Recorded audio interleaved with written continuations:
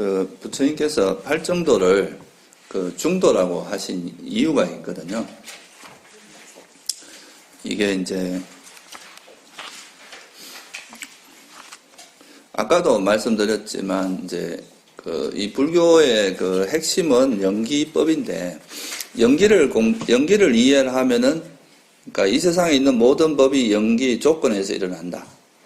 그거를 이제 이해를 하고 나면은 그 내용을 그렇기 때문에 이 세상에 있는 모든 법들은 모든 현상들은 다 무상하고 괴로움이고 무하다. 요거를 정리한 게 뭐겠어요? 그게 고성제라 그랬잖아요. 그리고 또 이 조건에 의해서 그 조건 중에서도 특히 무명과 가래 때문에 태어난다. 그것을 이 무명과 가래 때문에 괴로움이 일어난다. 그걸 정리한 게 집성제죠.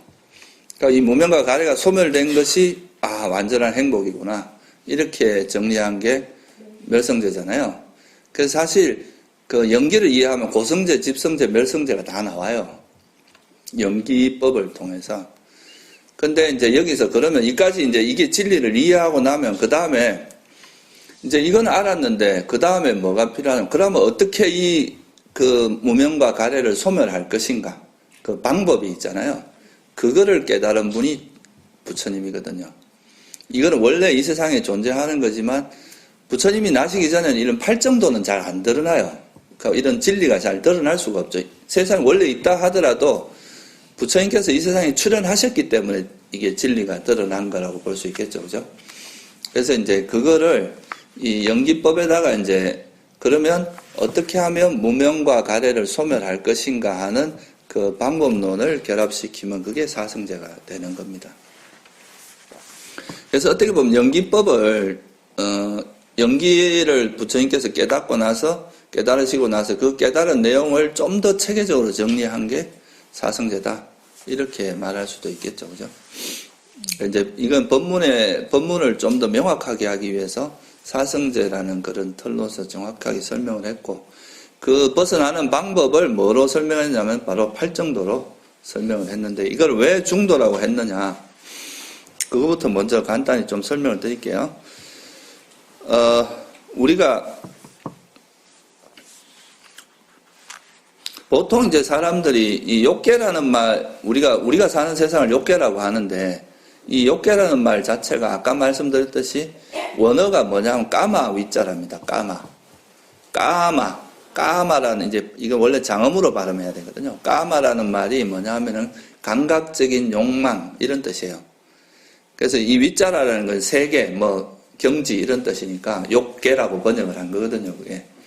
그러니까 우리가 사는 세상 자체가 욕망이 주된 세상이에요. 감각적 욕망이. 그래서 사람들이 이걸 행복이라고 생각하고 여기에 막 빠져서 살아가는 게 기본적인 삶인데, 그래서 욕망을 많이 즐기는 걸 우리가 보통 우리 세속에서 행복이라 하잖아요. 돈 많고 막 좋은 배우자 만나서 막 행복하게 알콩달콩 사는 것, 또는 많은 자기 원하는 걸 이렇게 성취하는 것, 이런 거를 행복이라고 생각하고, 그래서 이제 보통 세속에서는 그렇게 살아가는데 부처님 당시에도 이 욕망을 이제 행복이라고 생각하고 일반적으로 살아갔겠죠. 근데 이제 출가자들은 달랐어요. 이것이 저열하다는 건 대체로 이해를 했어요. 이건 왜냐하면 이거는 이제 아까 말했듯이 욕망 자체가 가지고 있는 속성이 얻어도 괴롭고 얻지 않아도 괴로운 것이기 때문에 이거는 그렇게 좀 지혜로운 사람이 추구할 만한 것은 아니다고 생각을 해요. 그래서 출가를 했는데, 그때 당시는 뭐냐면 출가를 하면 다 뭐를 하냐면 고행이었죠. 그죠? 자기를 막 괴롭히고 학대하고, 예를 들면 가시덤불에 막 이렇게 자기 몸을 고통을 준다거나, 이렇게 해야 다음에 좋은 데 태어난다고 생각을 한 거죠. 자기가 이제 오히려 업장이 소멸되고 정화된다고 생각을 한 건데, 그래서 부처님도 그 루트를 따라서 사셨죠. 그죠? 근데 이제 당신이 해보니까 이거는 아무 도움이 안 되는 거예요. 몸만 괴롭힐 뿐만 아니라 이제 몸이 아프면 보통 그 마음이 어디로 갑니까? 화로 갑니다. 자기 몸이 아프면 막 짜증나고 괴롭고 자기 마음에서 이제 그 어떤 분노가 일어나고 그래 되거든요. 그러니까 이거는 몸과 마음을 괴롭힐 뿐이지 수행에는 아무런 도움이 되지 않는다고 생각을 하고, 그러면 어떻게 할까 그 방법을 찾다가 부처님께서 이제 그 수행에서 어릴 때 당신이 이제 그 어린 시절 농경제 행사 때 들었던 뭘 생각하냐면 초선정을 생각합니다. 당신이 들었던 그 선정의 상태. 근데 이 선정의 상태를 떠올려 보니까 이 마음은 되게 고요한 행복이 있으면서 고요하고 평화로운 행복이 있으면서도 정신적으로는 굉장히 또렷또렷하고 마음은 되게 안정되고 평화로운 상태고 그랬다는 걸 기억을 한 거죠. 그렇다면은 내가 이렇게 나를 괴롭힐 게 아니라 혹시 이 마음 상태를 수행에다 활용할 수는 없을까? 이 마음을 수행으로 활용을 하면은 오히려 수행에 훨씬 도움이 되진 않을까? 이렇게 생각을 합니다. 그래서 그거를 이렇게 돌아보면서 이렇게 관찰해 보니까 이것이야말로 깨달음의 길이구나. 내가 그 욕망을 쫓아가는 건 당연히 저열하고 허접한 길이고 그렇다고 고행을 하는 건 나만 괴롭힐 뿐이지 별로 도움이 안 된다. 그래서 그렇다면은 이것이 아니라 선정의 행복, 선정이라고 하는 그 마음 상태, 그걸 이용해서 수행을 하는 것이 오히려 깨달음에 도움이 되지 않을까 생각을 하면서 그때 이제 마지막 니까에 보면 보디왕자경이라는 경이 있습니다. 85번 경전인데 여기에 보면 뭐라고 나오냐면 초선에 들어 머물렀던 적이 있는데 혹시 그것이 깨달음의 길은 되지 않을까? 왕자여, 그런 내게 그 기억을 따라서 이런 의식이 일어났다. 이것이야말로 깨달음의 길이다. 이것이 깨달음의 길이다. 이런 이제 통찰에 이릅니다. 그래서 이거를 이용해서 이제 수행을 하는 쪽으로 전환을 한 게 바로 중도의 길을 간 거라고 하는 거죠. 그러니까 이거는 무슨 의미가 있느냐 하면요. 보통은 이제 우리가 욕망으로 인한 행복밖에 사람들이 모르는데 이 선정이라고 하는 거는 이런 욕망을 일시적으로 놓아버린 상태예요. 욕망을 버리고 나면은 그 욕망을 버렸기 때문에 이제 보통 욕망 중에 제일 이제 대표적인 욕망이 뭔가 이것저것 즐기고 싶은 거잖아요. 그런 즐기고 싶은 마음을 다 놓고 예를 들면 호흡 같은 데다 마음을 두면서 거기 호흡에 머물러 있는 그 노력을 통해서 뭔가 즐기려고 하는 마음을 다 내려놓고 나면 이 욕망으로부터 벗어나면서 오는 행복이 있다는 거예요. 이 욕망을 완전히 떨쳐버림으로써 오는 그 행복. 그거를 우리가 이제 뭐라고 하냐면 출리의 행복이라고 합니다. 출리. 벗어남. 그러니까 빨리어로 내깐마라 하거든요. 내깐마라는 말이 무슨 말이냐 하면은 내깐마 수카라고 하는데 내깐마란 말이 출가, 뭐 출리 이런 뜻이 있습니다. 벗어남. 그러니까 욕망을 보통 사람들 욕망을 막 쫓아서 살아가는데 이 욕망을 내려놓고 욕망을 딱 버리는 것만으로도 행복이 일어난다는 거예요. 그러니까 부처님이 보시기에는 보통 일반적인 세속의 범부는 이 행복을 요 행복밖에 모른다는 거죠. 욕망을 실현하면서 오는 행복. 근데 당신이 선정에 들었을 때 행복은 이 욕망을 쫓아가는 행복이 아니라 욕망을 완전히 욕망에서 벗어나면서 오는 그 행복. 이거는 고요하고 평온하고 우리가 욕망으로 인한 행복은 되게 들떠잖아요, 사람들이. 근데 이거는 그게 아니라 굉장히 고요하고 평온하면서도 정신적으로는 아주 또렷하게 깨어있고. 그래서 이거는 지혜를 개발하기에 가장 적절한 상태다. 왜? 이 상태에서는 욕망이 없으면 뭐가 없어요? 성냄도 없단 말이에요, 성냄. 욕망과 성냄은 하나의 작용과 반작용 같은 거라서 감각적 욕망이 없는 사람 마음에는 성냄도 없습니다. 그러면 이 마음 상태가 뭐냐면 좋아하고 싫어하는 게 없는 마음 상태예요. 그러니까 어떤 현상을 볼 때 내가 좋아하고 싫어하는 마음이 없으면 집착과 그걸 싫어하는 마음이 없으면은 그게 아주 균형이 잡혀 있기 때문에 객관적이 되기 때문에 이거야말로 진리를 볼 수 있는 굉장히 중요한 토대다. 이거를 이제 부처님께서 발견하신 거죠. 그러니까 우리도 그렇잖아요. 내가 어떤 사람을 볼 때 이미 싫어하는 마음이 있으면 뭐 그 사람이 무슨 짓을 해요. 손만 흔들어도 보기 싫잖아요. 그죠? 뭐 고개만 흔들어도 보기 싫고. 근데 이제 내가 되게 좋은 마음이 있으면 무슨 짓을 해도 또 좋게 보이죠. 그런 마음을 가지고는 진리를 볼 수 없다는 거예요. 그러니까 집착, 좋아하거나 싫어하는 이런 것들이 놓아진 완전히 고요하고 평화로워진 그런 마음 상태라야 있는 그대로 세상을 볼 수 있다. 그리고 또 이 마음의 장점이 뭐냐 하면 행복은 행복인데 감각적 욕망으로 인한 행복, 욕망을 실현하면서 오는 행복처럼 들뜨고 막 그 집착이 함께하는 행복이 아니라 이거는 욕망을 놓음으로써 오는 버림으로써 오는 행복이기 때문에 마음이 고요하고 평화로운 행복이라는 거죠. 평온하면서도 일어나는 행복. 말 그대로 평화로운 행복이기 때문에 이 행복을 통해서 수행을 끌고 갈 수 있다는 거예요. 우리가 수행이 뭐 처음부터 끝까지 괴롭다가 깨달을 때만 행복하다 그러면 그 길을 가는 게 너무나 힘들고 어려울 거 아니에요. 그죠? 근데 부처님처럼 이렇게 삼매의 행복을 이용해서 가면 처음도 좋고 중간도 좋고 끝도 좋은 그런 수행을 할 수 있다. 그래서 이게 중도라는 의미가 그런 의미가 있습니다. 이 중도의 길을 가면 구태여 나를 괴롭힐 필요가 없다는 거예요. 왜 고행을 하면서 자기를 그렇게 괴롭힐 거냐 이거죠. 그게 아니라 적절한 노력, 적절한 그 노력을 통해서 그렇게 자기를 구태여 괴롭히지 않으면서도 그 어떤 고요하고 또렷또렷한 그런 마음 상태, 탐욕과 성냄이 없는 그런 아주 맑은 깨끗하고 청정한 마음 상태, 그리고 그것뿐만 아니라 그와 더불어서 아주 평화로운 행복이 함께한 그런 마음 상태를 이용해서 수행을 하면은 수행이 아주 진리를 볼 수 있는 최적의 조건이 되기도 하면서 우리 마음은 굉장히 평화롭고 행복하게 수행을 할 수 있다. 이게 바로 중도의 길입니다. 그래서 난 중도의 길을 가야 되겠다. 그 중도의 기반이 되는 게 바로 이런 벗어남의 행복, 또 탐욕과 성냄이 없는 마음, 그거를 이야기하는 거죠. 그래서 이거를 통해서 이제 수행을 해 나가는 길을 부처님 스스로가 터득을 한 거예요. 그래서 이제 처음에는 그때 당시 분위기가 전부 다 고행하는 쪽이었으니까 이제 좀 이런 길로 그때 부처님께서 이제 고행을 멈추니까 5 비구들이 부처님을 막 비난했죠.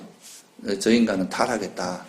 그러면서 이제 그랬는데 그런 거에 개의치 않고 이제 이것이 당신은 사실 고행을 해볼 만큼 다 해봤거든요. 그래도 그것 때문에 깨달음이 일어나지 않는다는 걸 아셨으니까 이제 이 중도의 길을 중도의 길이 아니죠. 중도가 길이니까 중도를 따라서 이제 수행을 하게 됩니다. 그러면서 이제 당신이 이제 수행해서 그 깨달은 바를 정리한 게 팔정도예요. 그 중도를 가면서 이제 중도를 통해서 삼매를 통해서 깨닫고 나서 그렇다면은 수행을 시작하는 사람은 이러이러한 길을 따라오면 나와 같은 길을 갈 수 있겠구나 하고 제시를 한 게 첫 번째가 뭐냐 하면 정견입니다. 바른견에. 그러니까 왜 팔정도에서 처음에 바른견해를 이제 1번으로 내세웠느냐? 이거는 왜냐하면은 우리가 이제 수행을 할 때 그 방향성을 이야기하는 건데요. 예를 들어서 스님들이 어디 갔는데 나는 서울을 가겠다 하면서 저도 이제 집이 지금 서울 쪽으로 가야 되는데 그쪽으로 가겠다 하면서 부산으로 내려가면 아무리 내가 애를 쓰고 노력을 한다 해도 그건 어떻게 되겠어요? 원하는 길을 갈 수 없다 이거예요. 근데 보통 사람들이 우리가 이제 왜곡됐다, 전도 몽상이다 이런 말 하잖아요. 그걸 빨리어로 이제 위빨라사라고 이야기를 합니다. 위빨라사라는 게 왜곡됐다 이 말이거든요. 전도됐다. 근데 일반적으로 진리 자체가 다 세속에서 말한 진리하고 불교에서 말한 진리가 다 완전히 뒤바뀐 건 아니에요. 예를 들면 뭐 물리학에서 이야기하는 거나 불교에서 이야기하는 거 100% 대치되는 그런 건 아니거든요. 약간 뭐 차이는 있을 수 있지만. 근데 완전히 뒤바뀌어 있는 그의 대표적인 게 뭐냐면 괴로움과 행복에 대한 정의예요. 괴로움과 행복에 대한 인식은 완전히 뒤바뀌어 있어요. 예를 들면 보통 사람들은 행복한 느낌을 행복이라 생각합니까? 괴로움이라 생각합니까? 행복이라 생각하잖아요. 근데 부처님이 보시기에는 그것도 영원합니까? 영원하지 않아요. 그러니까 이걸 뭐로 봤어요? 그러니까 본질적으로 봤을 때는 행복한 느낌이 일시적으로는 행복이 맞는데 그것이 그 완전한 그런 행복은 아니다 이거예요. 이건 왜냐하면 무상하기 때문에 언젠가는 또 괴로움으로 바뀔 수 있다는 거죠. 그래서 이 행복 자체를 그래서 부처님은 느껴진 형성된 것은 무엇이나 괴로움의 특성이 있다 이렇게 본 거란 말이에요.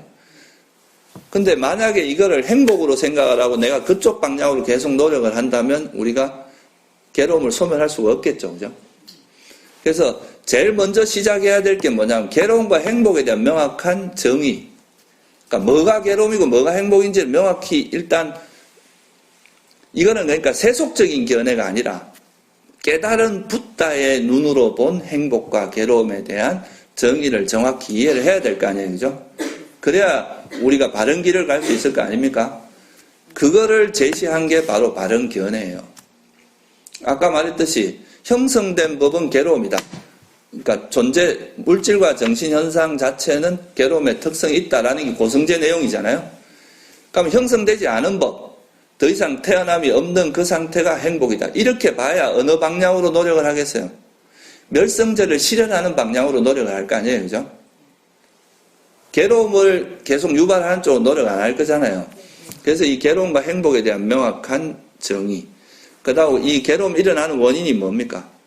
탐진치, 가래, 무명과 가래니까 이거는 버리고, 무명과 가래를 버리고 지혜와, 그러니까 팔정도는 개발하는 쪽으로 가야 괴로움이 벗어나겠죠. 이런 게 방향성이란 말이에요. 우리가 노력을 해야 될 방향성. 내가 마음속에서 만약에 집착이 일어났는데 그거를 아니 뭐 이 정도는 해도 괜찮지 않나 이렇게 생각하고 막 그걸 쫓아간다면 그 사람은 평생 수행을 해도 절대 깨닫는 걸 고사하고 괴로움에서 벗어날 수가 없겠죠. 근데 이것이 괴로움이다. 탐욕이나 성냄이나 이런 것들은 나에게 큰 괴로움을 준다 생각하고 이걸 버리는 쪽으로 노력하는 사람은 언젠가는 속도의 차이는 있겠지만 어떻게든 그 길을 갈 거 아니에요. 그죠? 그래서 이 방향성이 되게 중요합니다. 내가 동으로 가려고 하면 동쪽으로 가야지 서쪽으로 가면 안 되잖아요. 그래서 이것을 괴로움을 괴로움으로 보고 행복을 행복으로 보는 거 이게 이제 되게 중요한 방향성인데 그게 바로 바른 견해라는 거예요. 그리고 버려야 될 법과 개발해야 될 법을 명확히 아는 거죠. 이거는 선법은 개발해야 될 법이죠. 팔정도, 칠각지, 우리가 37보리분법 이런 거 있죠. 그런 거는 개발해야 됩니다. 근데 탐욕, 성냄, 어리석음은 버려야 될 법이죠. 이게 집성제하고 도성제의 이야기거든요. 그러니까 뭐가 괴로움이고 뭐가 행복인지를 명확히 알고 버려야 될 법과 개발해야 될 법을 명확히 아는 것. 이게 바로 뭐예요? 이게 정견이라는 거예요. 그래서 이 정견이 수행에서는 첫 번째가 될 수밖에 없다는 거예요. 그리고 또 이 정견은 스스로 알려고 하면 붓다가 돼야 돼요. 여러분 스스로가 붓다가 돼야 이걸 스스로 알 수 있어요. 이 사성제, 정견이 이제 결국은 사성제에 대한 지혜인데, 이 사성제는 부처님이 아니면 설할 수 없는 법문이라고 하거든요. 부처님이 날 때만 이 팔정도가 설해지고, 사성제가 설해지고, 연기가 설해진다고 이야기를 해요. 그러니까, 우리가 이제 수행을 하는데, 사성제에 대한 이해가 없이 수행을 한다는 건 스스로 붓다가 되는 길을 가는 거나 비슷해요. 그러니까 그게 얼마나 오랜 세월이 걸릴지도 모르고 얼마나 많은 시행착오를 할지도 몰라. 근데 이 부처님의 가르침을 듣고 공부를 하면은 이 생에도 가능하다는 거예요, 이게. 부처님 당시에 제자들이 그랬듯이. 근데 왜 이런 가르침을 공부를 안 할 거냐 이거죠. 근데 이제 이 수행하는 사람들이 되게 패기가 좋아가지고 난 법도 공부 안 하고 막 그냥 수행만 하면 된다 이래 생각하는 건 되게 위험한 발상입니다. 왜냐하면 이게 자기가 정견이 바로 잡히지 않은 상태에서는 붓다의 견해하고 세속의 견해가 괴로움과 행복에 대한 정의는 완전 정반대입니다. 전도돼 있어요. 근데 이걸 모르고 이제 그냥 절에 와서 수행만 예를 들면 화두를 들거나 무슨 수행을 연구를 하거나 해서 그 수행만 하다 보면 수행하면서 생긴 경험들이 견해는 안 바뀌고 이렇게 경험이 생기면 이 경험이 어디로 가겠어요? 자기 원래 가지고 있는 견해를 더 공고하게 하는 쪽으로 갑니다. 안 바뀌어요, 사람이.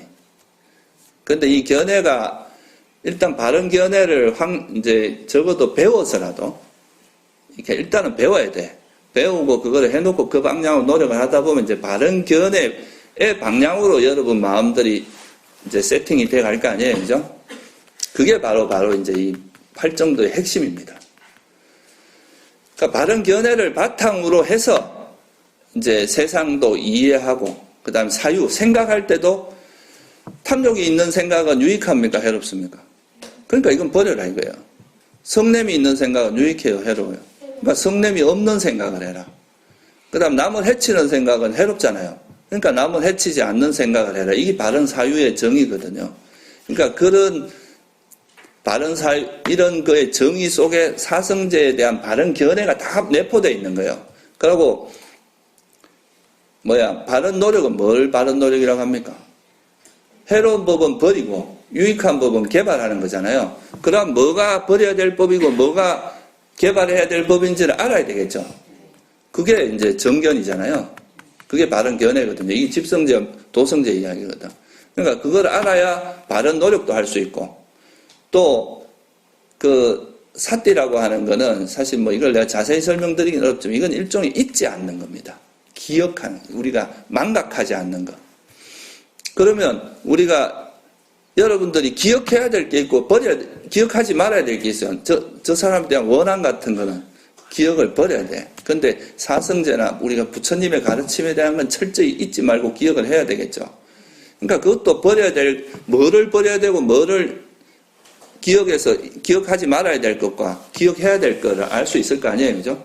그리고 삼매도 그 삼매 자체가 이제 그 해로운 법을 버림으로써 유익한 법을 이제 바른 노력을 통해서 삼매도 바른 삼매를 닦아야지 그릇된 삼매를 닦으면 안 되거든요. 예를 들어서 내가 명예와 이익을 위해서 이 삼매를 개발할 수도 있을 거 아니에요. 뭐 어떤 경우는 그러니까 어디 나가서 내가 한 소리 해야 되겠다. 이제 뭐 장사를 좀 하려면 뭐 삼매라도 좀 해야 되겠다 싶어서 그러니까 소위 말해서 사이비 교수들이 다 삼매력은 있습니다. 나름 있어요. 근데 그런 사람들이 다 그 자기 힘을 그런 수행으로 쓴 게 아니라 뭐로 썼어요? 예, 자기 명예와 이익을 위해서 쓸 수도 있단 말이에요. 그런 거는 그릇된 삼매라고 할 수 있어요. 그러니까 이 삼매를 닦는 것도 바른 견해가 바탕이 돼야 돼요. 그래서 이 이제 모든 수행 중도의 시작은 바른 견해로부터 시작을 한다. 그래서 이제 바른 견해를 먼저 해놓은 거죠. 바른 말, 바른 행위, 바른 생계도 똑같습니다. 우리가 남에게 거친 말 하는 것도 그런 거는 이익이 안 되겠죠. 그러니까 그런 거 버리고 부드럽게 친절하게 말을 하는 거. 그 다음 거짓말을 하는 거. 이런 것도 하면 안 되고. 거짓말을 버리고 항상 진실하게 말하는 거.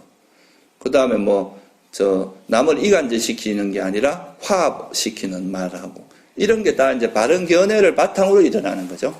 쓸데없는 말보다는 법담을 나누고.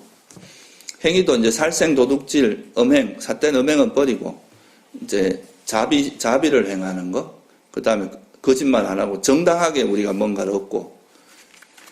생계도 보면은 이제 스님들이, 그러니까 이제 스님들뿐만 아니라 세속에서도 마약을 팔거나 이런 거 있잖아요. 아주 삿된 수단으로서 자기가 생계를 유지하기 위해서 남을 해치는 쪽으로는 가서는 안 된다. 이게 바른 생계의 의미잖아요. 어쨌든 그런 것들이 다 보면은 기본적으로 바른 견해를 바탕으로 해서 바른 견해에 맞게 어떤 현상을 이해하고 그 다음에 사유하고 그 다음에 말을 하고 행동하고 생계를 이어가고 노력하고 그 다음에 기억하고 삼매를 개발하는 이게 바로 팔정도입니다. 그러니까 어떻게 보면 팔정도라는 것의 내용에서 기본적으로는 우리가 바른 견해가 바탕이 돼야 된다. 그 지혜를 바탕으로 해서 모든 것이 이루어진다. 이렇게 말할 수가 있겠죠. 그리고 요건 또 이제 바른 견해가 바탕이 되면서 또 중도라는 건 또 다른 의미는 뭐가 있느냐 하면 이제 삼매와 지혜의 조화입니다. 아까 말했죠. 부처님께서 중도의 길을 갈 때 뭐를 생각했다 그랬습니까? 어린 시절에 들었던 그 선정의 상태, 그죠? 초선의 상태.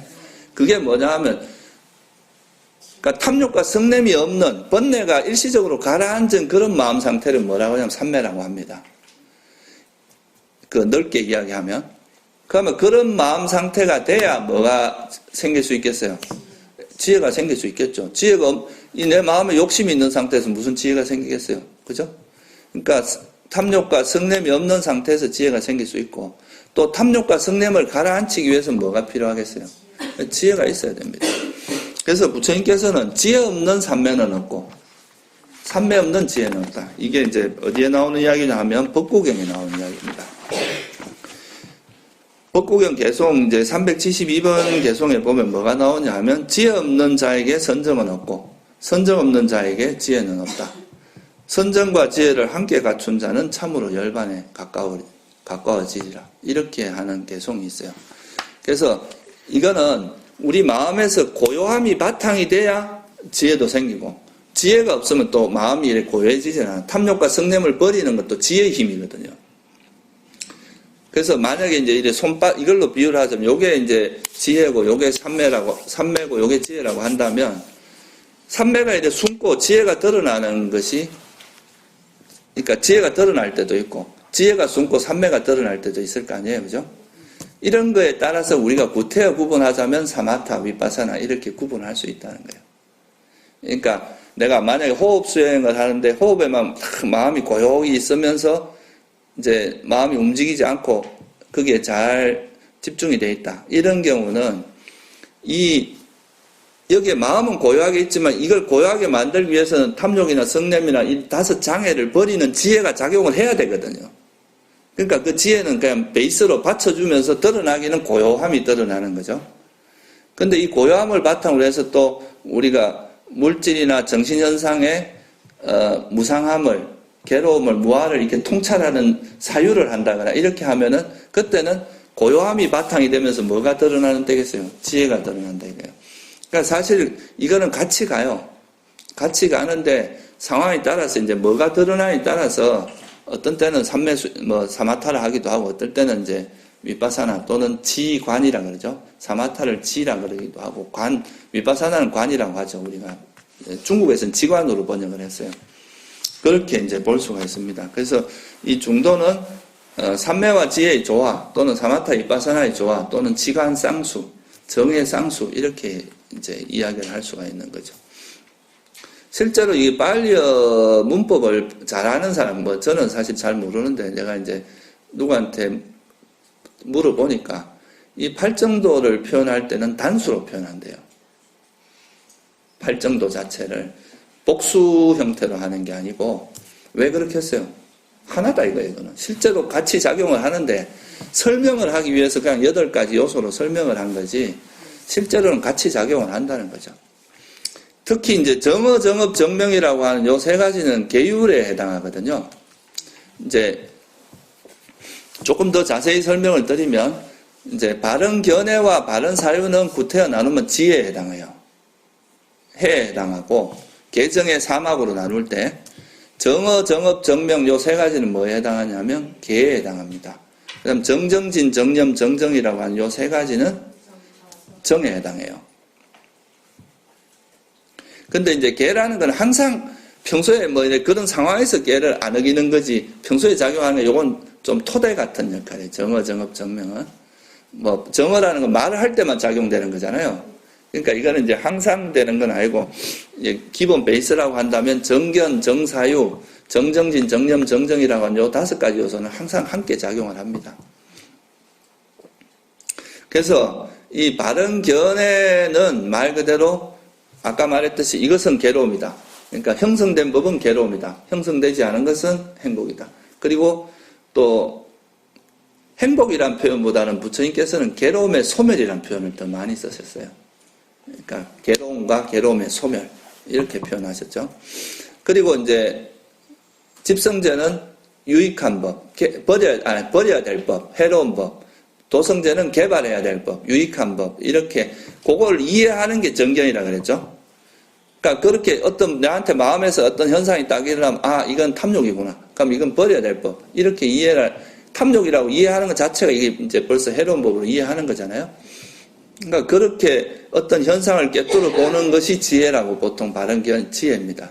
그러니까 이거를 우리가 이제 그렇게 됐을 때 그거를 또 탐욕이나 성냄이 없는 마음 상태로 사유를 하는 것도 지혜를 개발하는 데 되게 좋은 조건이 돼요. 그냥 우리가 번뇌를 가지고 생각하는 것은 망상이에요. 그건 아무 도움이 안 돼요. 그렇지만 아까 말했죠. 삼매를 바탕으로 해서 그러니까 마음이 고요한 상태에서 어떤 법에 대해서 이렇게 깊이 사유하는 원인이 뭔지, 이건 어떤 특성을 갖고 있는지, 이건 어떻게 하면 버리는지, 이런 거를 우리가 사유하는 거는 바른 사유의 범주에 들어갑니다. 그래서 이 바른 사유와 바른 견해가 서로 도와주면서 지혜가 성장한다 이거예요. 무슨 말씀인지 아시겠죠? 그죠? 그래서 이걸 해에다가 넣어놓은 거예요. 그 다음에 정정진이 뭡니까? 이건 해로운 법을 버리고 유익한 걸 개발하는 거잖아요. 불선은 버리고, 아직 일어나지 않은 불선은 일어나지 않게 하고, 일어난 건 버리고, 아직 일어나지 않은 선은 일어나게 하고, 일어난 선은 계속 이어가도록 하는, 이게 정정진의 의미잖아요. 쉽게 말하면 이제 불선은 버리고, 해로운 건 버리고 유익한 걸 개발하는 거죠. 그러면 이제 특히 탐욕 성냄이 제일 대표적인데, 탐욕 성냄을 버리고 그것이 일어나지 않는 상태를 이제 유지하는 거, 그 상태를 잊지 않고 기억해서 그 상태를 딱 유지하는 그 상태로 되어 있는 상태가 삼매 상태거든요. 그러니까 삼매라는 것은 탐욕과 성냄이 일어나지 않는 그런 마음 상태예요. 고요하고 평온하고, 아까 말했듯이 벗어나면 행복이 함께하는. 그러니까 이게 정정진하고 정념, 정정은 삼매 범주에, 이제 정의 범주에다 넣은 거죠. 근데 아까도 말씀드렸지만 이 5가지가 따로 작용하는 게 아니라, 예를 들어서 내가 뭐에 대해서 막 이렇게 정확히 통찰해, 이거는 탐욕이고, 이건 성냄이고, 이건 탐욕의 원인은 뭐고, 이렇게 이제 어떤 법을 관찰하고 알아차리고 하는 이때는 주로 뭐가 들어가겠어요? 지혜가 작용할 거 아니에요, 그죠? 이 지혜가 작용한다는 것은 밑뿌리에 뭐가 있다는 거예요? 삼매가 있다는 거죠, 삼매가. 물론 삼매도 완전히 몰입된 삼매도 있지만 탐욕과 성냄이 일어나지 않는 그런 마음 상태도 우리가 삼매, 넓은 의미에서는 삼매라고 할 수 있어요. 근데 또 만약에 내가 이제 호흡이나 어떤 하나의 대상에 완전히 몰입되어 있을 때는 지혜는 잘 안 드러나지만 고요하고 평화로운 그런 상태가 완전히 될 거 아니에요, 그죠? 그러니까 그 2가지가 서로 이제 도와주면서 때로는 지혜를 개발하고 때로는 삼매를 개발하고 이렇게 하면서 우리 이제 지혜가 성장해 가는 과정이 바로 이 팔정도에서 말한 정의 쌍수입니다. 그래서 이제 처음에는 보통 이제 처음에는 지혜를, 바른 견해를 가지고 이제 지혜를 가지고 이렇게 수행을 하다 보면은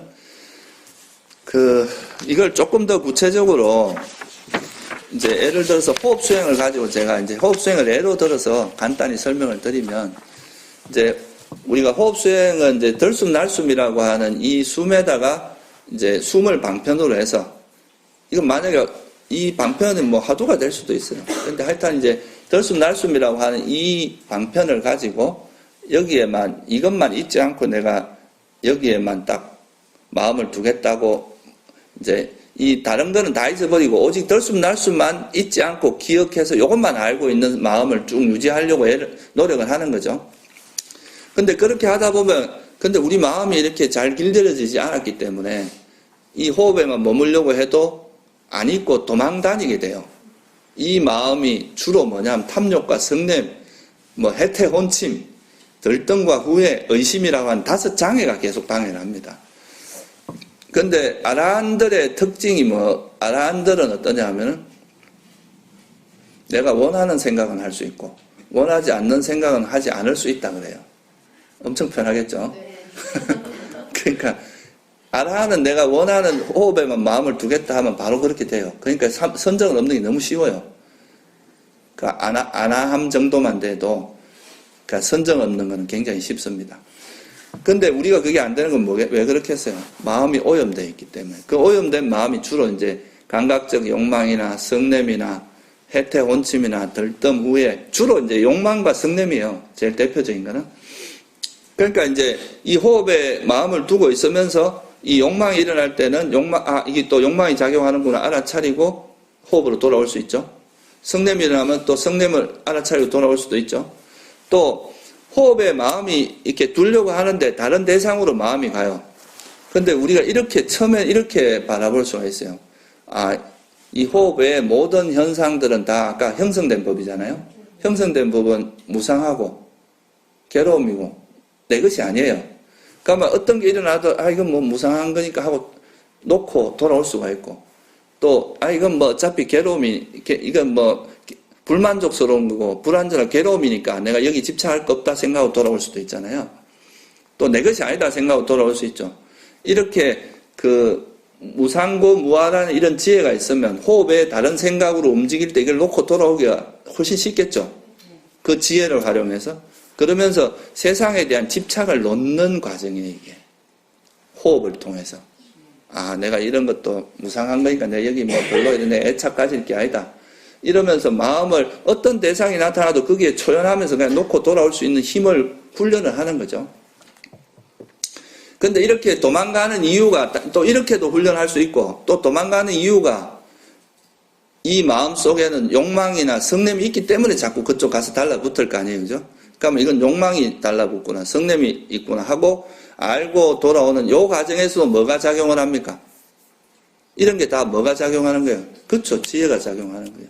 이 지혜를 통해서 다른 호흡에 다른 생각으로 가는 걸 자꾸 놓다 보면은 마음이 그냥 호흡에만 딱 가 있게 된단 말이에요. 그죠? 이런 상태가 되면은 마음이 고요해지고 평안하고 아주 또릿또릿하면서도 고요하고 그런 상태에 돼. 이게 뭐가 드러나는 상태겠어요? 그러니까 선정이 드러나는, 이게 그런 상태로 가면서 가다 보면 나중에 이제 이게 이런 과정을 자꾸 거치다 보면 나중에 완전히 몰입된 상태가 돼요, 호흡에. 그런 상태를 우리가 선정이라고 합니다.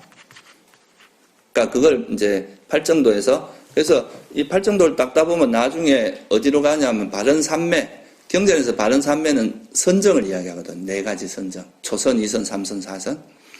그럼 거기 선정에 들어요. 그러면 이 선정에 들어갔다 나온 마음 상태가 어떠냐 하면 소위 말해서 일시적이긴 하지만 우리 마음이 완전히 정화된 상태인 거예요. 장애 요소로부터 완전히 벗어났고 정신은 또렷하게 깨어있고 행복으로 충만하고. 그러니까 이런 마음 상태에서 세상을 바라보면 이전에 보던 똑같은 세상이지만 완전히 마음이 정화된 상태에서 보는 거라서 진리를 볼 수 있는 토대가 됩니다. 그래서 이런 상태에서 자기 마음을 지금까지 이제 선정에 들어가면서 외적인 건 다 놓고 호흡 하나, 이제 자기 마음에 있는 자기하고 관계된 요 마음 상태만 딱 가지고 다른 건 다 내려놨잖아요. 선정에 들어가는 자체가. 그러면 내가 나라고 할 수 있는 건 요 선정의 마음 상태밖에 없거든요. 그죠? 다른 건 다 놓았으니까 벌써.